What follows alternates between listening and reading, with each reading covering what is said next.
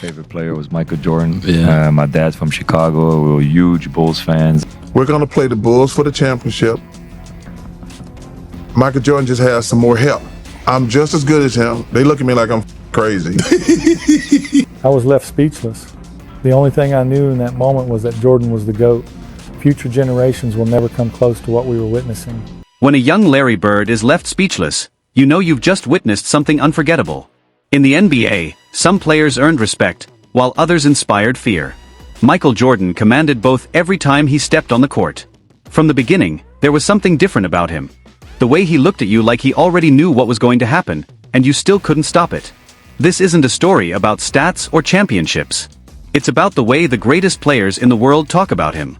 Their words aren't just admiration, they're acknowledgement of impact. Jordan changed how opponents prepared, how coaches designed their strategies, and how the game itself evolved. Not because he asked to, but because his presence forced the league to adapt. That's not hype. That's the truth from the people who were there. In this video, you'll hear from those players themselves, the ones who faced him, defended him, and tried to stop him. And they all say the same thing: Michael Jordan was different. If Bird's first reaction to him spoke volumes, what he says later says even more. There are games you remember, and then there are players who make you forget it was a game at all. For Shaquille O'Neal, standing across from Michael Jordan wasn't just another matchup, it was something else entirely. Shaq entered the league like a wrecking ball, a one-of-a-kind combination of size, strength, and agility. He bullied double teams, shattered backboards, and stared down anyone who challenged him.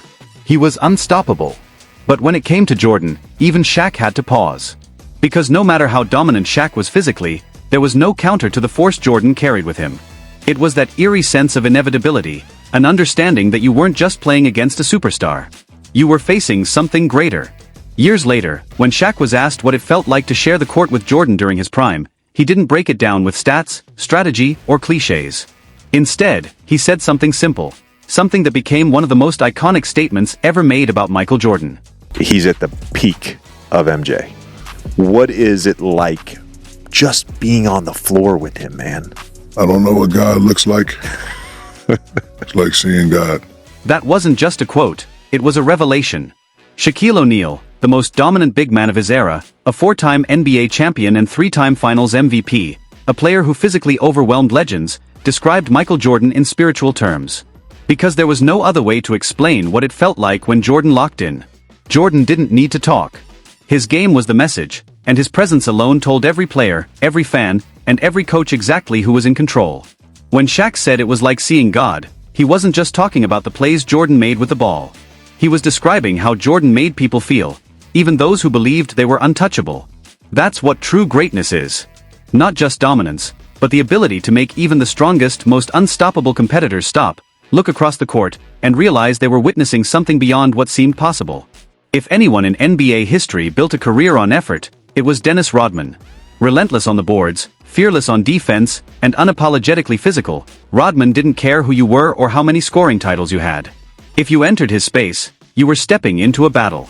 He was chaos with purpose, a defender who could disrupt your rhythm simply by being near you. But even chaos had boundaries. And when it came to Michael Jordan, Rodman never fooled himself about who truly dictated the game. In a rare moment of quiet honesty, without the bravado or typical sound bites, Rodman was asked what it was like trying to contain MJ. And instead of trash talk, he answered with truth. It was cool. It was You're one of the few guys that can say that, by the way. It was actually cool, man, because it gave us the opportunity to work harder, because we knew these guys was coming. And once we start playing them, and once we got in the playoff with these guys, but it's like it's hard to keep that guy under 30 points. It was hard, but he was that good, man. Coming from Dennis Rodman, that was as close to a bow as anyone was going to get.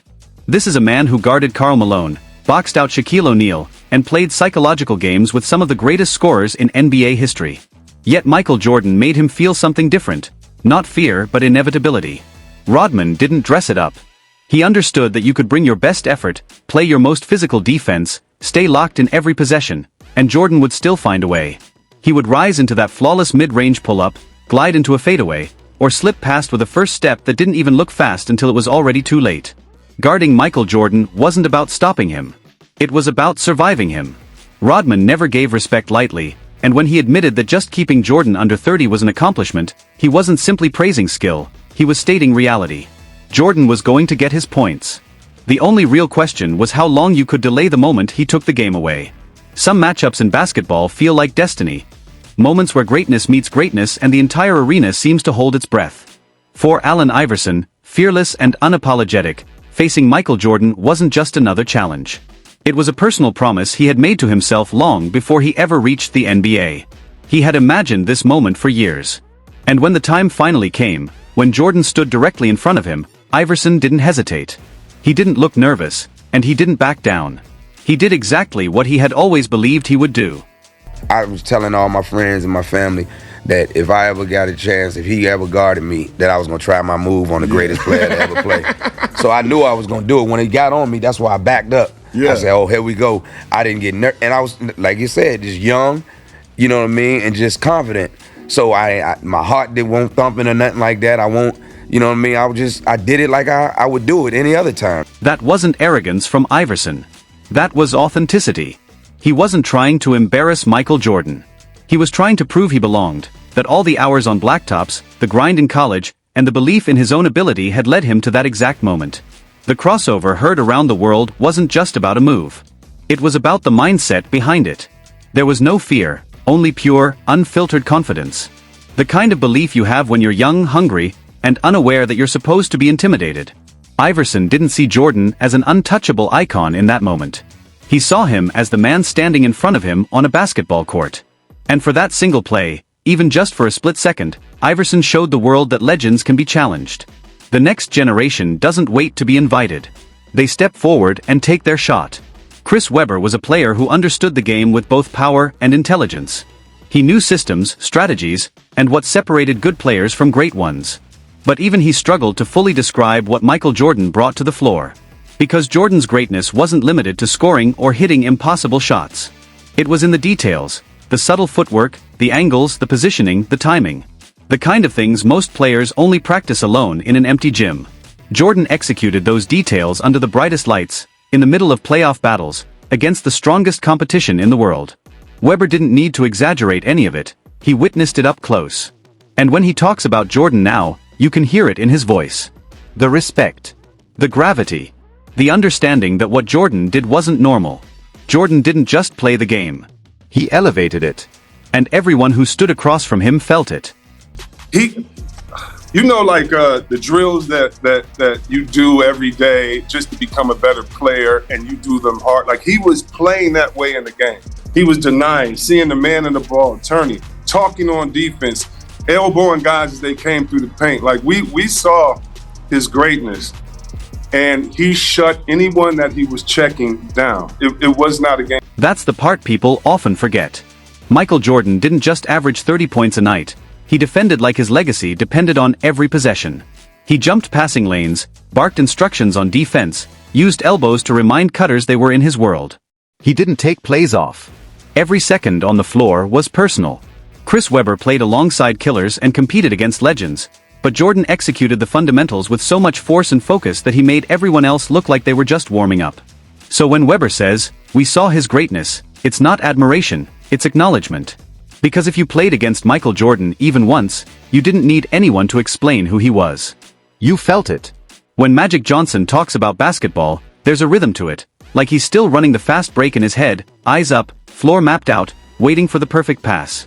He has seen every superstar, played with the best, won at the highest level.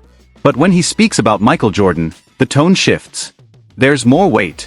Because Jordan didn't just play the game, he redefined what greatness meant. Magic didn't need flashy words to make the point. His voice already said enough. Jordan didn't simply dominate. He changed the standard everyone else was judged by. You know, when you think about playing with MJ, it's nerve-wracking because he demands excellence.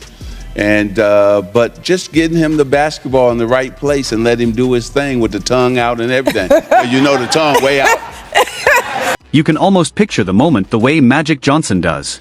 Jordan cutting through the lane, tongue out, defenders trailing behind him, and the ball already lifting from his hands before the crowd even had time to react. For someone like Magic, who built his entire career on elevating the players around him, watching Jordan wasn't about flash. It was about precision. The standard of excellence Jordan played with wasn't something he kept to himself.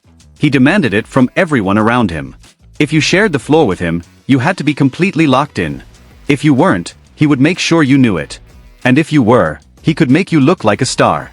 Magic saw that firsthand, not as a rival, but as someone who recognized the rare ability to make the extraordinary feel routine.